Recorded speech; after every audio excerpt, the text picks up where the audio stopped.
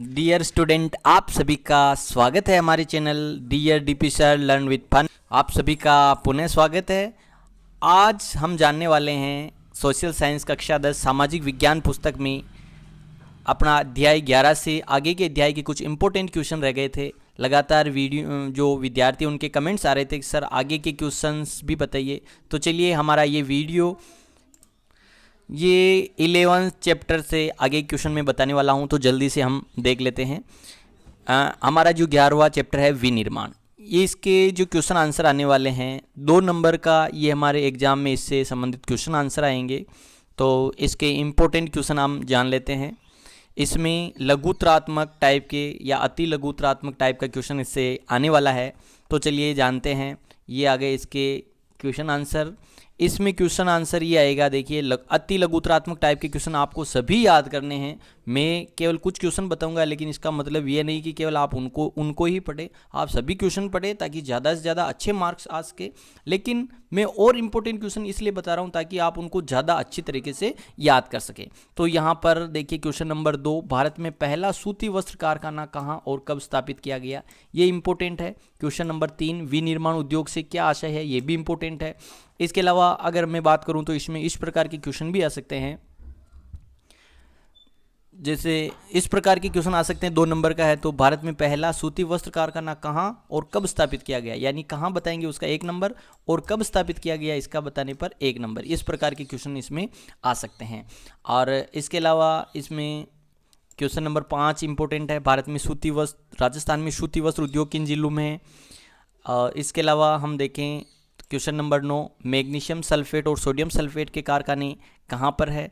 इसके अलावा लघुत्रात्मक प्रश्नों में हम बात करें तो इसमें हमारा क्वेश्चन नंबर 12 सीमेंट उद्योग के बारे में आ सकता है। इसके अलावा राजस्थान के औद्योगिक विकास पर प्रकाश डालिए, ये क्वेश्चन इंपॉर्टेंट है।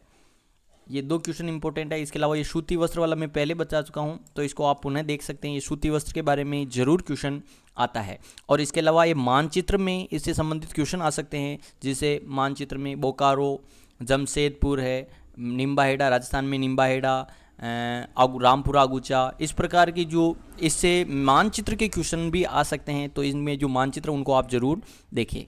अब बात करते हैं हमारा चैप्टर नंबर 12 मानव संसाधन।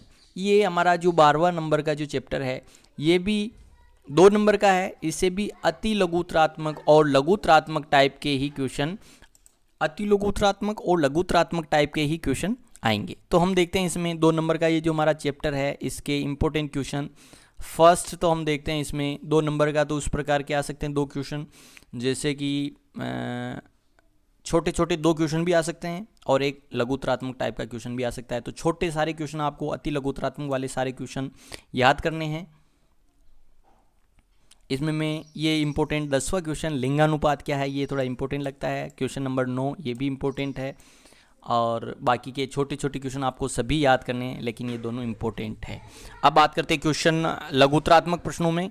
लघुत्रात्मक प्रश्नों में जो इम्पोर्टेंट लघुत्रात्मक जो क्वेश्चन है उनमें बात करूं मैं, तो इसमें एक तो क्वेश्चन साक्षरता किसे कहते हैं, संसाधन किसे कहते हैं, और क्वेश्चन नंबर 3 भी इम्पोर्टेंट है।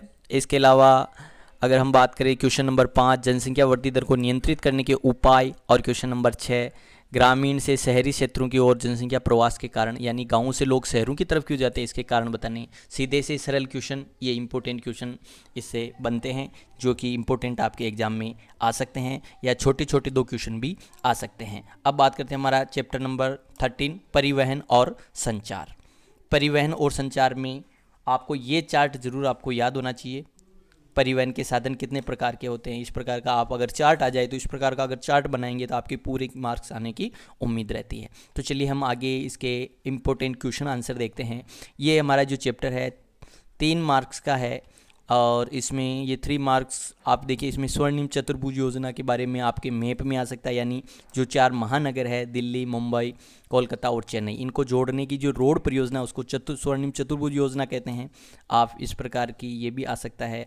और अगर इस प्रकार का क्वेश्चन भी आए तो आप इस प्रकार मैप बनाकर भी इस प्रकार ये क्वेश्चन बता सकते हैं, ये आ सकता है। और इसके अलावा अभी हम और देखते हैं इसमें इसके जो इम्पोर्टेंट क्वेश्चन है वो भी मैं आपको बताने वाला हूँ। देखिए ये आ गए इसके important question answer. Important question में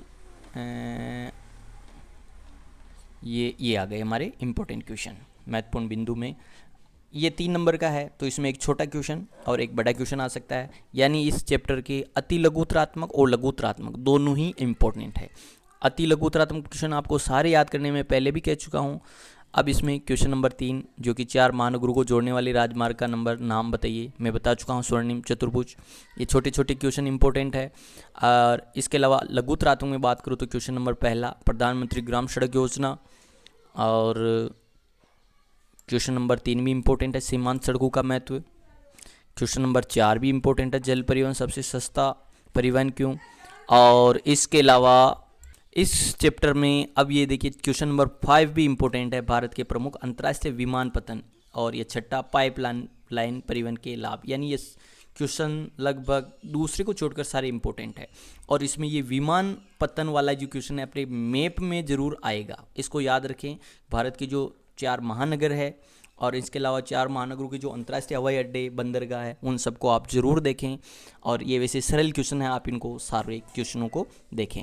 अब मैं आगे आपको बताने वाला हूँ चैप्टर नंबर 14। अब हमारा अर्थशास्त्र का टॉपिक शुरू हो रहा है और इस अर्थशास्त्र के टॉपिक की क्वेश्चन में अभी बताने वाला हूँ।